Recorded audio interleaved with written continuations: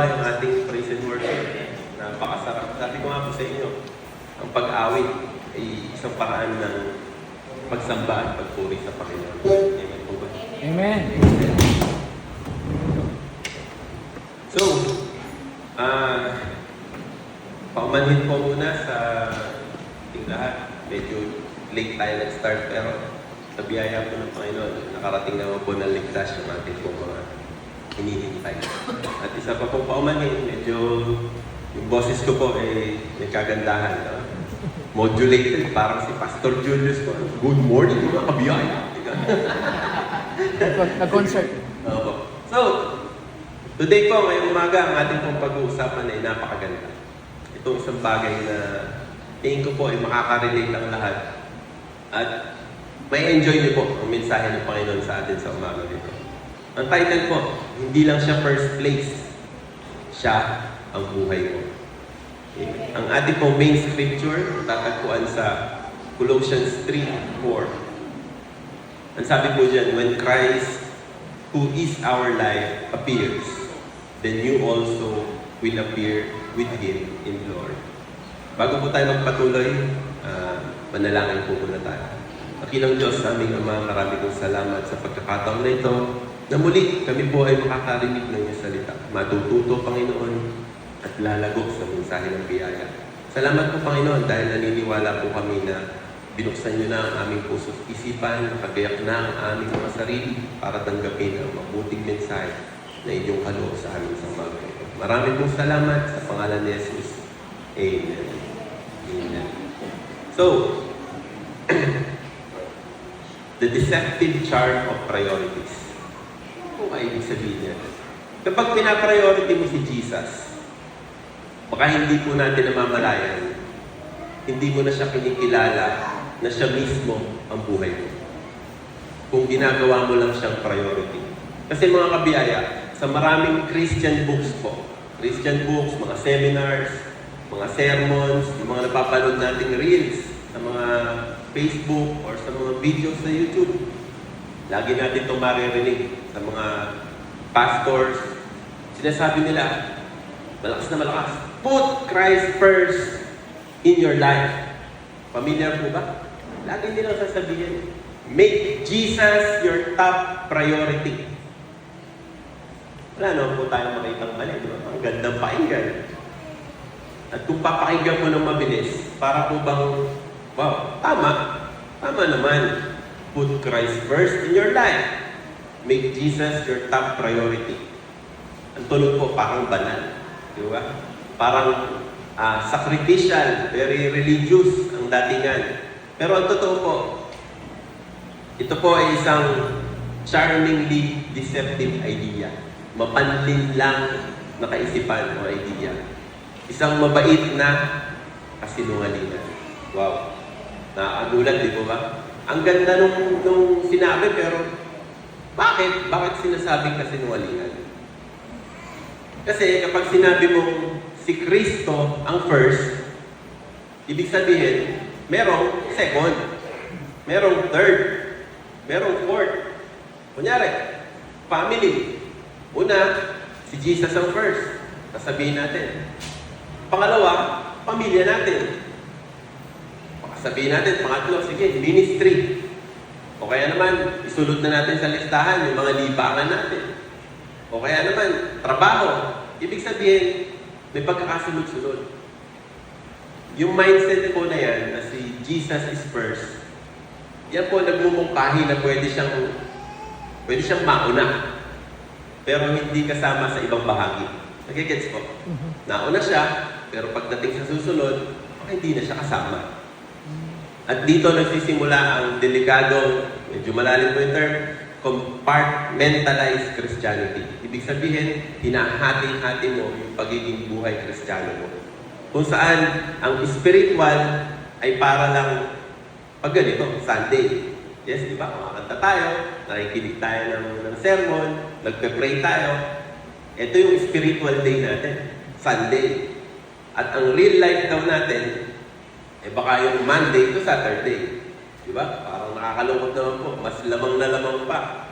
Yung Monday to Saturday, real life, totoong buhay. Sabi po ng mga ilan. Pero ang Sunday, yan daw po spiritual life. Sige po, paano po ba natin ito mas lalo pang maunawaan? Papaliwanag ko po. Para siyang yung breathing analogy, yung paghinga. Kunyari, sasabihin ko, ang hininga, ang paghinga, yan ang dapat top priority. Mag-agree po ba kayo doon? Pwede. Biglang sisingit ang Kuya Chester. Sasabihin niya, ay hindi yung paghinga, yung pagtibok ng puso, yun ang mas mahalaga. Meron pang isa, si Brother Rowan. Sabi niya, bro, saglit lang. Paano naman yung pag-pump ng dugo from puso papunta sa iba't ibang bahagi ng katawan? Dapat. Yan ang first, yan ang number one. Di ba? Bandang uli, magtatalo-talo pa kami tatlo. Di ba? Kasi, ang totoo po kasi, yung hininga, yan po, parang si Jesus. Yes, siya po ang ating hininga. Siya ang ating buhay. Hindi tayo pwedeng mabuhay kung wala tayong hininga. Same thing, hindi rin tayo mabubuhay pag hindi na tumibok ang puso natin.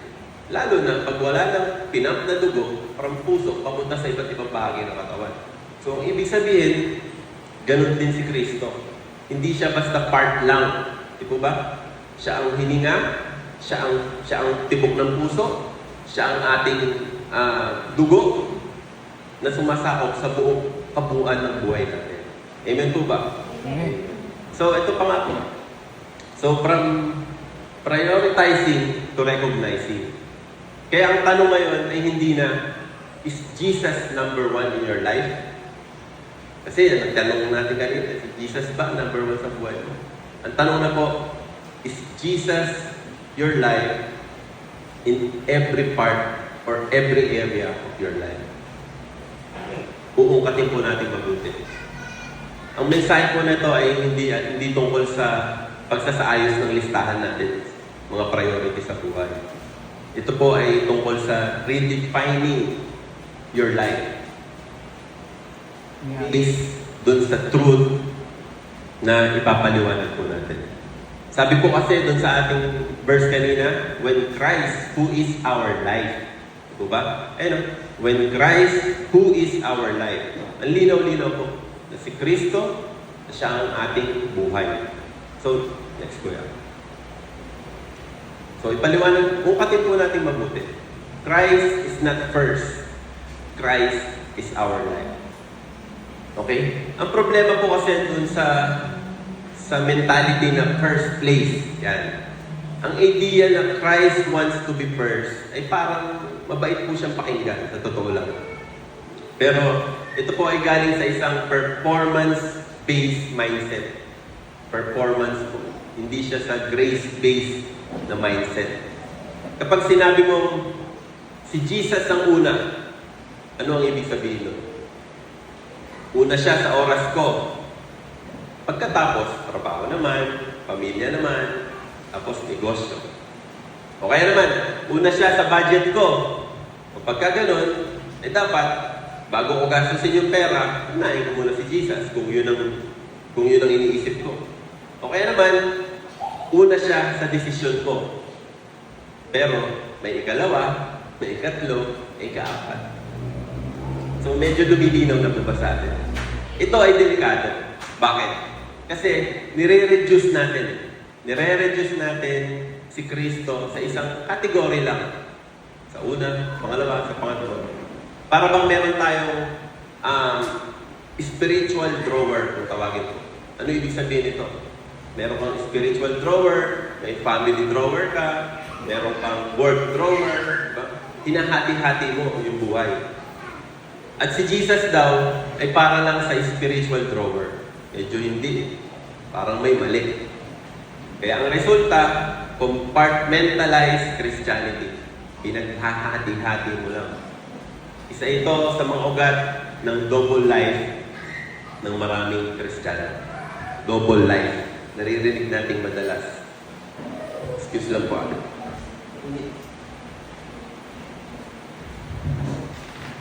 So, ayan po. Pero sa grace-based reality po, si Kristo ay hindi bahagi. Ulitin ko po si Kristo ay hindi bahagi, kundi siya ang kabuuan.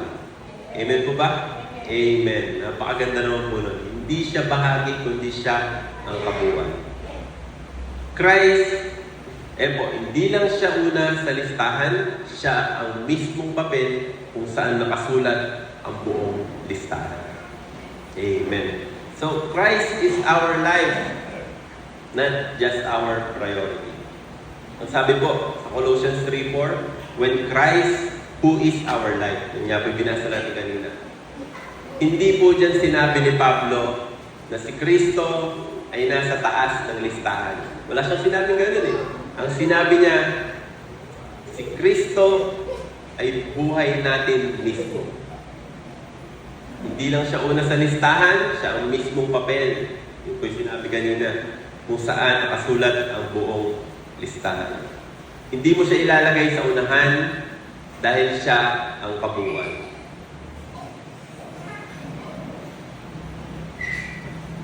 So, next po, union, not religion. Ang sabi po sa Galatians 2:20, I have been crucified with Christ, and I no longer live, but Christ lives in me.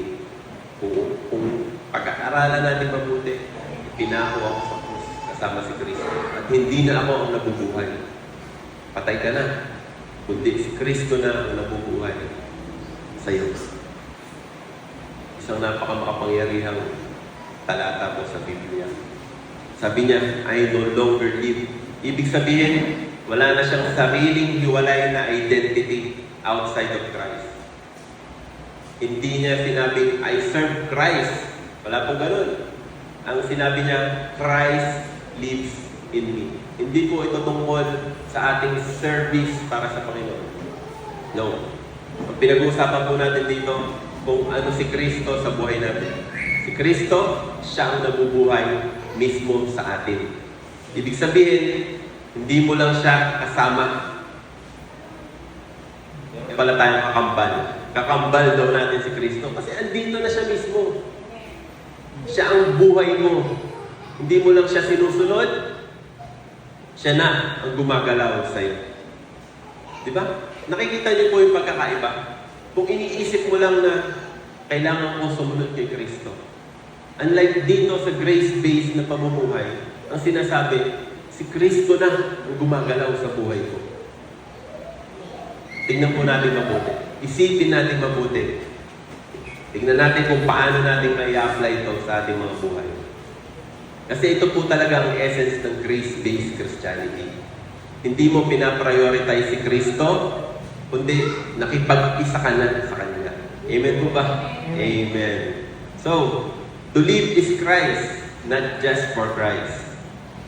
Sabi naman po sa Philippians 1:21, for to me, to live is Christ. Para sa akin, ang mabuhay ay kay Kristo. Ang tanong, ano ang ibig sabihin ng to live is Christ? Hindi po ito simpleng para kay Kristo ang buhay ko. Ang ganda pakinggan, di ba? Para kay Kristo ang buhay ko. Hindi ito, gagawin ko yung best ko para kay Lord. Hindi po ganyan yun. Kundi ito po ay, ang mismong buhay ko ay si Kristo. Amen? Nakita niyo po yung pagkakaiba? Napakaganda. Ito ang katotohanan na hindi natin madalas maririnig sa mga mensahe. Kundi ito po yung maliwanag na sinasabi ng Biblia. Ang mismong buhay ko ay si Kristo. Hindi po ito behavior modification. Hindi natin pinagaganda ang ating behavior. Kundi nire-reveal lang natin yung tunay nating identity. Si Kristo. Siya ang tunay na identity ng isang Kristiyano. Amen po ba? Amen. Balakpakan niya po natin ang ating Panginoon. Kaya maliwanag, ito po ang pinagkaiba ng isang hindi lang siya yung subject, kundi siya mismo yung pinagkukunan, siya yung source. Mga kabiyaya, kung si Kristo ay first, pwede pa rin siyang matanggal sa ibang parte ng buhay natin. Tama po ba? Baka sabihin natin siya, okay, sa first part lang siya, sa mga susunod, hindi na siya kasama. Pero kung siya ang source ng lahat, hindi mo siya kayang ihiwalay. Amen po? Tama po yun. He is not just the one you live for. He is the one you live from. Ibig sabihin, ako ay hindi nabubuhay para kay Kristo. Ako ay nabubuhay dahil kay Kristo. Napakaganda po. Ulitin ko po. Ako ay hindi nabubuhay para kay Kristo. Kasi pag sinabing ganon, medyo, performance-based. Mabubuhay ka lang para kay Kristo. Pero ang katotohanan, ako ay nabubuhay dahil kay Kristo. Amen. Amen po. Napakaganda. Sabi po, Christ doesn't want a place in your life. He wants you to know He is your life. Hindi siya kontento doon sa first spot lang dahil siya ang kabuuan ng lahat ng spots sa buhay natin. Hindi rin siya yung top priority, kundi siya yung source. Siya yung source, pinagmumulan, siya yung buhay behind all the priorities. Kaya pag nalaman natin yung ganitong klaseng katotohanan, tiyak, mabubuhay tayo sa katotohanan na si Kristo nga ang siya nabubuhay sa atin. Amen. So, sa dami po ng ating pinag-usapan, sinabi ko, ngayon ang tanong, paano natin itong i-apply sa ating mga buhay? Ito po yung mahalaga eh. Karaniwan po kasi sa atin, marami tayong naririnig na mensahe. Marami tayong nababasa, marami tayong napapanood na nagiging information lang sa atin. Pero ang ending, hindi rin naman natin siya pinamumuhay. So, this time, palalawakin po natin. Tignan natin kung paano natin ito magagamit sa ating buhay. Seeing Christ in every sphere of life. Ibig sabihin, paano natin makikita si Kristo sa bawat compartment, bahagi ng ating buhay. Familiar po ba kayo nun sa term na secular? Ibig sabihin, pag secular, hindi siya spiritual. Ibig sabihin, wala nang secular o spiritual, lahat kay Kristo na. Mamaya po, tignan natin kung ano yung secular. Grace removes the division. Ito po yung first application. Paano natin ito may apply sa buhay natin? Grace removes the division. Sabi nga po, no more secular versus spiritual.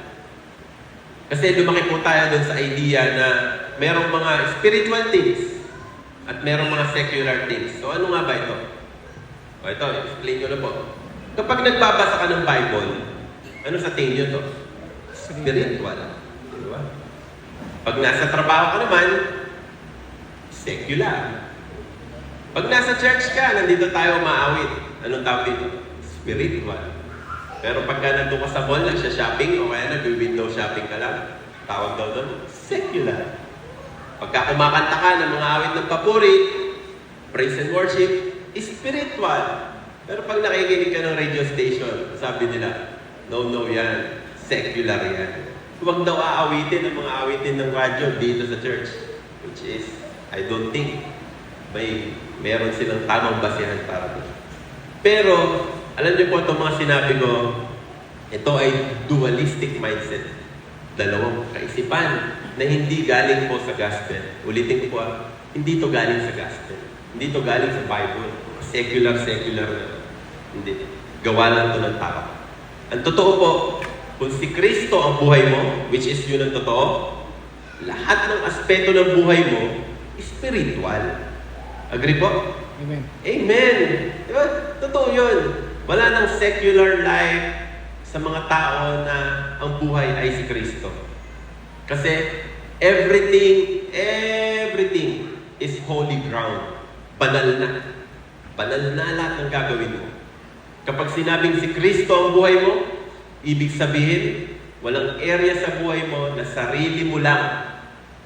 Every area is now sacred, banal, because Christ lives in you. Amen. Palakpakan po natin ang Panginoon. So, next kong application, Christ in your marriage and relationships. Yan. Paano natin itong i-apply sa ating pong buhay, mag-asawa at sa mga relasyon natin? Ganito po yan. Hindi ka lang isang mabait na asawa. Sino ba yun? Si Pastor Ed ba yun? Ayun. Kumakaway-kaway pa. Hindi ka lang isang mabait na asawa. Utusan ka pa. Ay, joke lang. Biro lang po. Hindi ka lang mabait na asawa o anak. Ako, para kay Kristo. Hindi lang basta ganun. Kasi si Kristo mismo ang nagmamahal through you. Gets po? Ganito po yan. Kunyari, ang pagpapasensya mo, sino po ba ang mga pasensyoso dito? Taas nga po ang kamay. Naku, wala. Ayun, isa lang din. Si Pastor Ed lang din ang pasensyoso. Totoo po ba yun? Ay, naku, hindi na. Sorry po ah. Agad-agad, binuking kayo. Ang pagpapasensya mo, hindi yan dahil sa disiplina mo. Ay, itong ating Kuya Primo, kung disiplina ang pag-uusapan, naku po, galing po ito sa serbisyo. Kaya talaga naman ang disiplina. Number 1 po yan. Pero, ito po ang totoo. Hindi ito dahil sa disiplina mo, yung pagpapasensya mo. Kasi ikaw ngayon ay na kay Kristo, ang disiplina mo ay galing, kundi dahil si Kristo ang pasensya mo. Amen? Amen. Kunyari, ang pagpapatawad mo, sino ba ang mabilis magpatawad? Ito, Pastor Ed na naman. Ang pagpapatawad mo, hindi dahil napilit ka. Ay, magaling manuyo yung asawa mo. Patawarin mo na ako. Kaya ka nagpatawad. Hindi ganun. Kundi dahil si Kristo ang tagapagpatawad sa puso mo. Amen? Yes. Pagka sinasabi ng mga asawa natin, naglalambing. Love, hindi ko kaya mabuhay nung wala ka. Ayun, di ba? Napaka-sweet na ano. Ano?